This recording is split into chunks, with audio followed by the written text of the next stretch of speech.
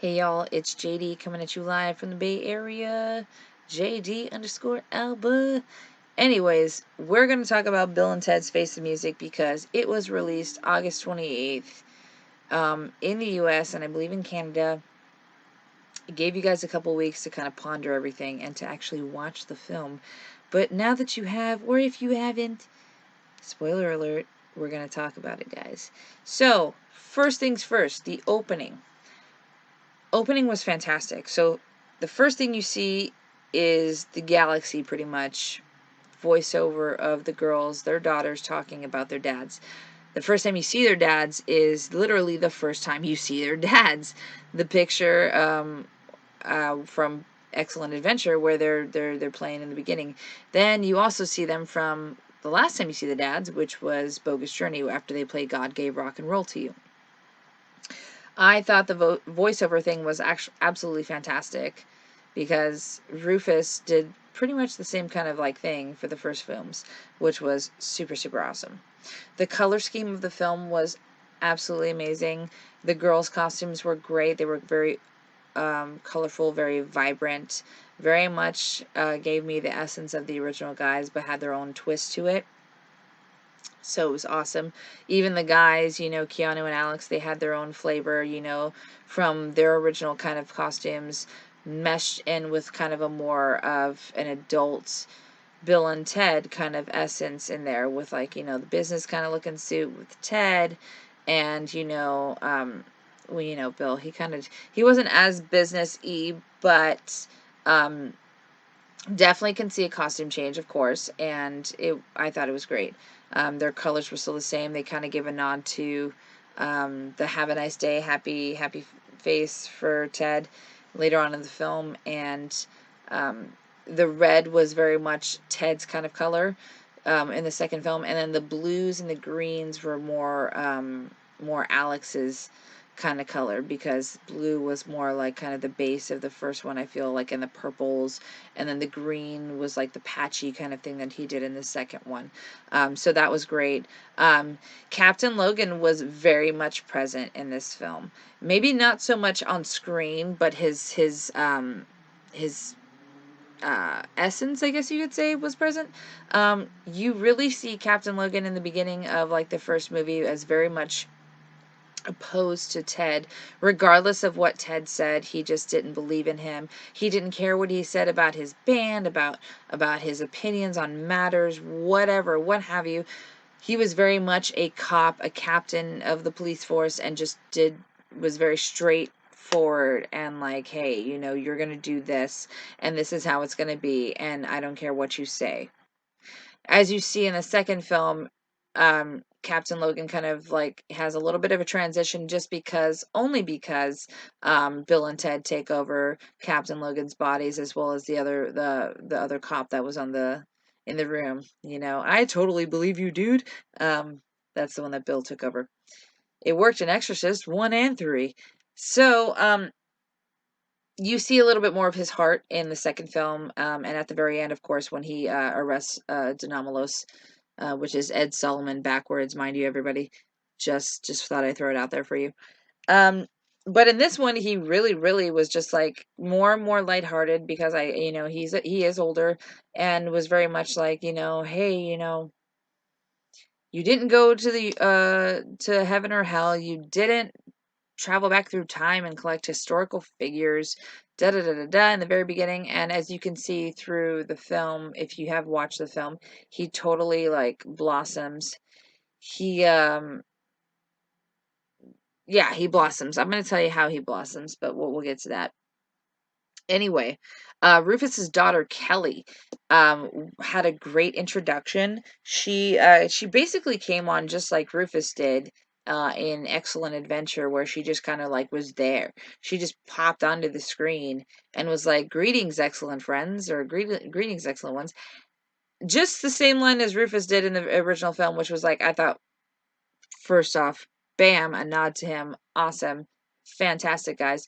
She was really sweet, very cute. I loved her voice. She was very, very sweet. I loved her. Um, But yeah, I'm glad that they had some kind of Rufus essence. The other thing I liked is once they went with Kelly to the future to meet the great leader, is that they saw Rufus's hologram come out of the phone booth at the future area that they were at, and they just went Rufus, and like when they said Rufus together, it totally just like pulled my heartstrings. It made me like cry, and it was the big nod to George Carlin. George Carlin was in the film, be it for a split second. He was there, guys, and he totally deserved to be there, and God rest his soul, and he helped make that movie. He was the third Wild Stallion, totally. So I am so happy that I got to see him that way.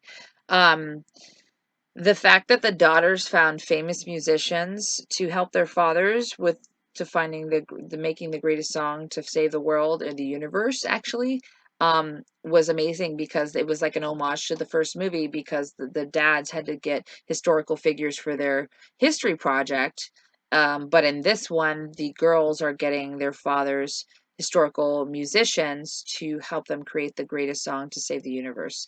So I thought that was great. It was a nod to the first one. Wonderful. Dennis Caleb McCoy is a robot that was sent by the great leader. Has the best name in the world. And so the great leader thinks now Rufus's wife doesn't think that, Rufus thought that the song, their music would save the world. Now the great leader, because nothing has ever happened, the great leader thinks that their death will save the world. So she sends out this robot, Dennis Caleb McCoy. My name is Dennis Caleb McCoy, to to destroy the great ones, which is Bill S. Preston, Esquire, and Ted Theodore Logan. What he ends up doing is destroying his family. He murders basically the whole family on accident. After the girls acquire all these great musicians, Dennis Caleb McCoy ends up shooting Captain Logan and his team down there, and the girls and their famous musicians. So they're all sent to hell. So, which I think is great, because Captain Logan gets a sense or a little taste of what the guys had to go through in the second film. And the girls already are going through what their dads had to go through in the second film in the third film. Like they did, they collected the historical figures, and they already got to hell in the third film when they were first appeared, which I thought was great. So now Captain Logan's eyes are a little bit more open, saying, "Oh wow, like this is real. This is kind of crazy. Like, I'm in hell now." So, thanks, Dennis Kayla McCoy, you robot. Anyways, um, I also want to say that the heart of Bill and Ted never went away. It's a beautiful, beautifully done, lighthearted, fun family film. You can watch it with your kids, whatever age they may be. If depending on if you're a little bit more restrictive a parent, you might not want them to see in like a killer robot who's also like cute as heck, Dennis Caleb McCoy, or seeing like the like death but whatever reasons you have. In my opinion, if I had children, about, I would say 5 years old, I would definitely show them this movie, because I grew up with the originals and I think they're great, and I think they're lighthearted and fun and original and beautiful. And I think it kept its essence, it kept the essence of the original films.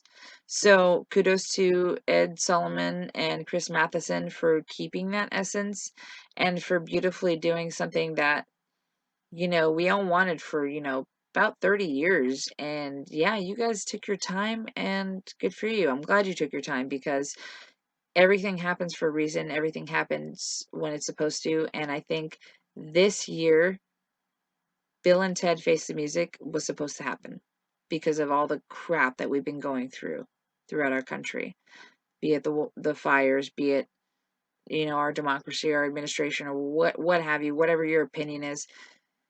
It hasn't been the greatest, and we need that. That's why we watch films, that's why we watch TV, that's why we listen to music. It's our escape, and I think film is the best escape that we can possibly have. And the fact that we have Bill and Ted, and we've had Bill and Ted for over 30 years, really, really, really brings me such joy. And thank you guys, because without them, life just wouldn't be as much fun as it is. The music is great that you guys provided for the films. The characters are awesome. The dialogue, the action direction, everything about these films are just magic, and you guys really nailed it for the third one. So thank you. Thank you guys to everybody who was a part of it. Thank you. But back to it. Death was totally Death again in this film. He was so sweet, so funny, so lighthearted. Most people are afraid of death, but when you see death in Bill and Ted's Bogus Journey, you're just like, oh my God, I didn't know death could be so much fun and such a sore loser, mind you. Um, he's even a sore loser in this film. He plays hopscotch against himself, and he's arguing with himself because he is beating himself, and he can't stand that he's beating himself. So it's like, it's hilarious. You see him kind of like fiddle with his bass in the near the end of the film, and it's great. He's a part of the song that conquers the world and unites the world. So thank you, Bill Sadler, for giving us such memorable characters, and especially this character. Thank you. The music was fantastic. The score was just absolutely amazing. I cried. Every scene had the best kind of music going on. I loved it so much. Weezer did the one of the main songs. Even the song that unites the world near the end. As I first heard it, I was like, my heart, just my chest, filled with such emotion because it was just. This is the song we've been waiting for. This is the song that unites the world, the universe, guys. Come on.